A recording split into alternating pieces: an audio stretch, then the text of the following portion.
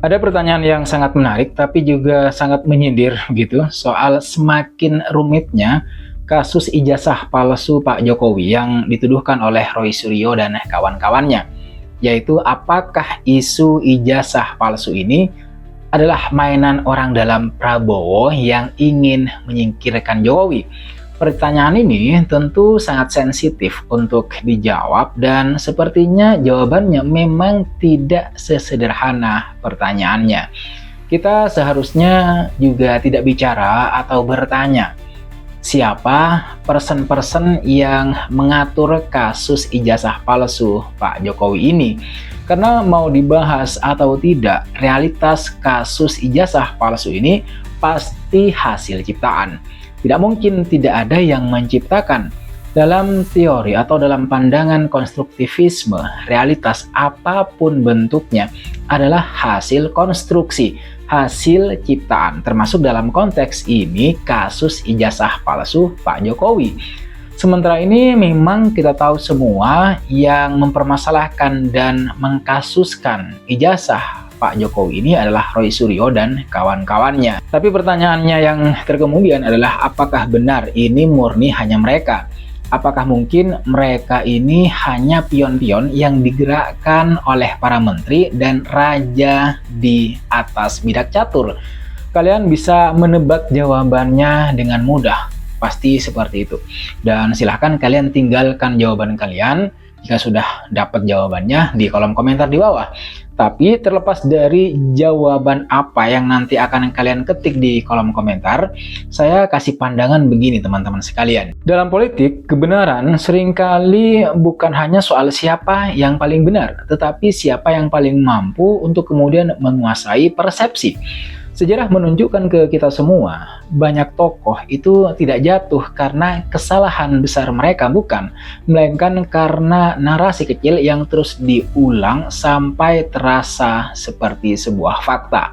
Dan di titik inilah isu ijazah Jokowi ini perlu dibaca bukan sebagai soal dokumen semata, tetapi juga sebagai arena pertarungan pengaruh. Mari sebaiknya kita jujur sejak awal. Hingga hari ini, tidak ada putusan hukum yang menyatakan kalau ijazah Jokowi itu palsu. Tidak ada keputusan pengadilan, tidak ada bukti forensik resmi yang menetapkan, yang menyatakan hal itu sebagai fakta. Belum ada, malah sebaliknya.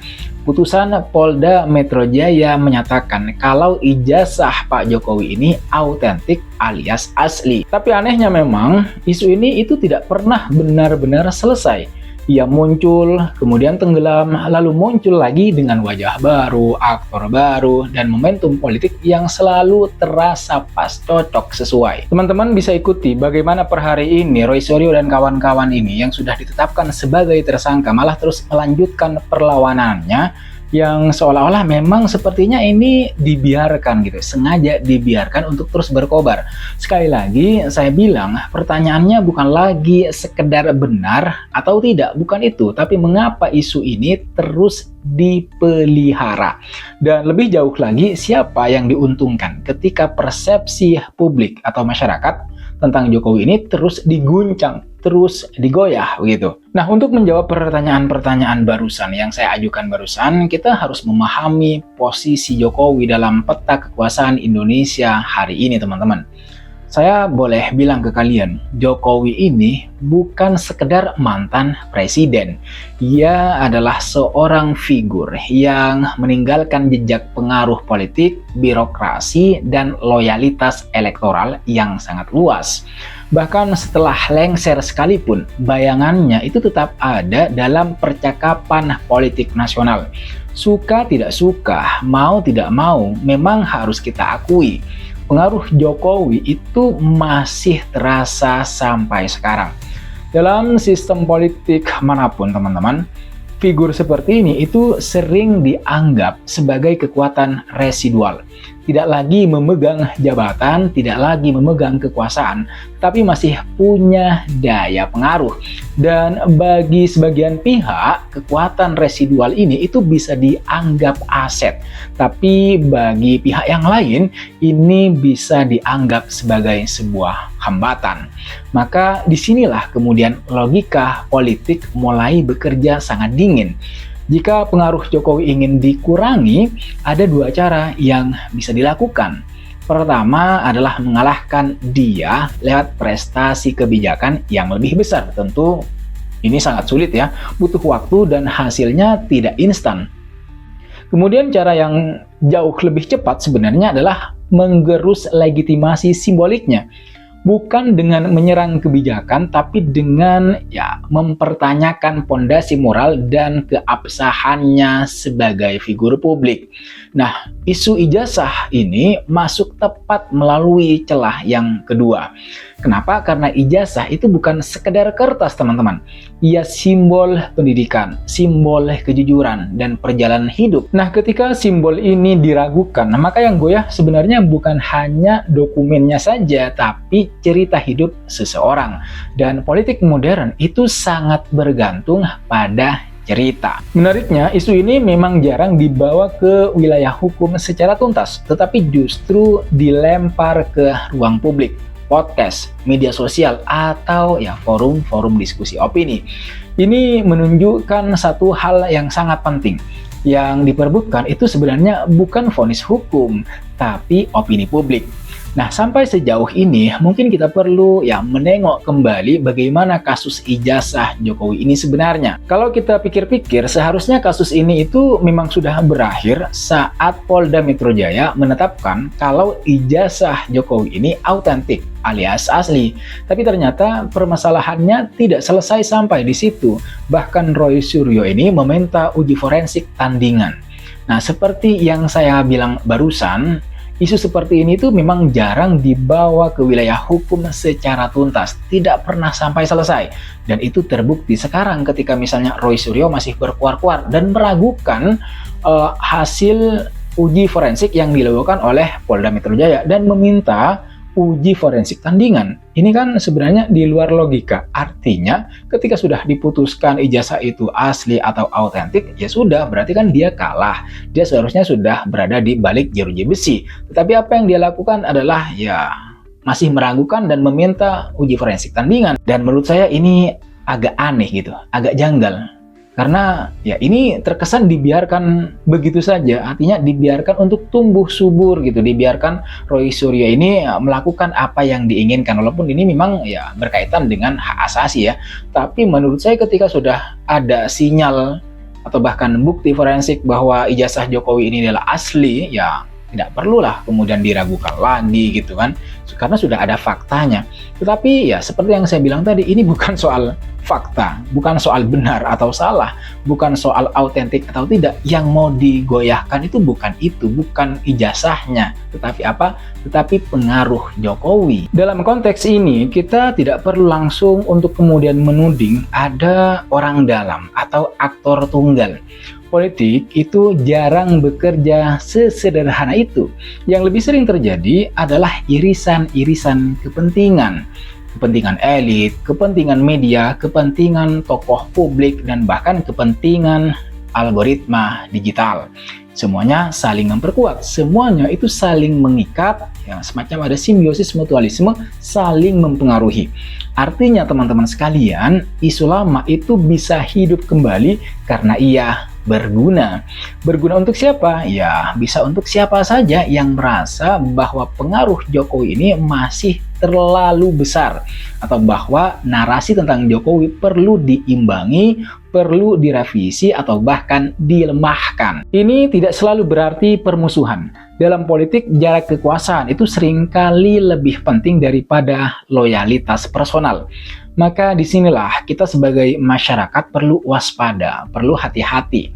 Karena ketika isu diproduksi terus-menerus tanpa kemudian penyelesaian hukum yang jelas, yang terjadi sebenarnya bukan pencarian kebenaran, tetapi normalisasi keraguan. Itu yang sebenarnya terjadi. Masyarakat tidak diarahkan untuk percaya pada satu hal, tapi cukup dibuat ragu, dan dalam politik, ragu itu sudah setengah kemenangan. Itu prinsip politik. Apakah ini berarti ada konspirasi besar di baliknya? Ya, tidak harus sih. Politik modern itu kan sering berjalan tanpa ruang komando tunggal. Ia bergerak lewat narasi, dia bergerak lewat insentif. Selama suatu isu ya menguntungkan secara politik, ia akan terus direproduksi, bahkan tanpa perlu ada perintah langsung. Selain itu, kita juga harus jujur ya, bagaimana melihat peran media dan influencer politik. Di era digital seperti sekarang yang kita lalui setiap hari, kontroversi adalah komoditas. Setiap kontroversi itu kan memiliki nilai jual, nilai kapital. Isu yang memancing emosi itu jauh lebih mudah dijual daripada klarifikasi yang datar. Maka ya tidak mengherankan jika kemudian isu ijazah palsu ini lebih sering dibahas daripada putusan hukum yang tidak pernah ada. Dan ini fakta hari ini. Lalu ya, bagaimana dengan dugaan bahwa ada kepentingan dalam pemerintahan sekarang yang ingin mengubah persepsi masyarakat tentang Jokowi? Itu pertanyaan yang terkemudian. Secara teoritis, setiap rezim baru itu pasti ingin membangun narasinya sendiri. Itu sah-sah saja, itu wajar dan seharusnya. Masalahnya muncul ketika narasi itu dibangun bukan dengan membicarakan arah masa depan, bukan soal itu, tetapi dengan ya mengaburkan sejarah masa lalu. Dampaknya adalah jika masyarakat terlalu sibuk untuk kemudian mempertanyakan legitimasi pemimpin lama, maka energi untuk mengawasi kekuasaan baru itu menjadi lemah, menjadi berkurang. Ini bukan tuduhan, ini pola yang bisa diamati dalam banyak negara. Yang paling berbahaya dari situasi semacam ini itu bukan nasib Jokowi sebagai personal, sebagai individu, tetapi standar masyarakat kita terhadap kebenaran. Itu yang utama. Saya boleh mengatakan begini, jika isu sebesar ini, yaitu ijazah palsu Jokowi ini beredar selama bertahun-tahun tanpa kejelasan hukum, lalu terus dipercaya oleh sebagian besar masyarakat, maka pesan yang sampai adalah fakta itu bisa dikalahkan oleh pengulangan, dan disinilah demokrasi menjadi rapuh. Maka posisi paling sehat ya, paling baik bagi masyarakat seperti kita itu bukanlah membela mati-matian Jokowi, bukan, dan bukan pula menelan mentah-mentah tuduhan yang mengarah kepadanya seperti yang dilakukan oleh Roy Suryo. Posisi paling kuat bagi kita sebagai publik, sebagai masyarakat adalah menuntut standar yang sama untuk semua. Jika ada tuduhan, buktikan secara hukum di atas meja hijau. Jika tidak, maka hentikan normalisasi keraguan. Karena hari ini mungkin Jokowi, besok ya bisa siapa saja. Oleh karena itu, isu ijazah Jokowi, jika kita lihat dengan kepala dingin gitu ya, dingin seperti es, adalah ujian kedewasaan politik kita. Apakah kita mau terus terjebak pada simbol dan spekulasi, atau mulai menuntut politik yang lebih substantif dan bertanggung jawab? Itu pertanyaannya dan ujian buat kita. Apakah ada pihak yang ingin mengurangi pengaruh Jokowi? Pertanyaan yang terkemudian kan seperti itu. Sangat mungkin, dan itu wajar dalam politik. Apakah dilakukan lewat isu ijazah? Ya, belum ada bukti yang bisa menyatakan itu sebagai fakta. Sejauh ini belum ada buktinya. Yang ada sejauh ini hanyalah dinamika kekuasaan, kepentingan yang terus bersinggungan, dan masyarakat yang seringkali dijadikan medan tempur persepsi. Dan selama kita sebagai masyarakat tidak kritis, teman-teman, tidak mempertanyakan, tidak gelisah, permainan ini itu akan terus berulang. Bukan karena kebenaran tidak ada, bukan karena itu, tetapi karena kebenaran kalah cepat dari narasi. Kalau kamu punya pendapat tentang ini, termasuk pendapat yang berbeda, silakan kamu tulis di kolom komentar di bawah. Jangan lupa untuk like, share, dan subscribe channel Lativisme agar tidak ketinggalan analisis-analisis atau kajian-kajian terbaru soal kondisi politik nasional kita. Sekali lagi, terima kasih sudah menonton video ini sampai selesai. Jangan lupa like, comment, dan subscribe. I'll see you in the next video.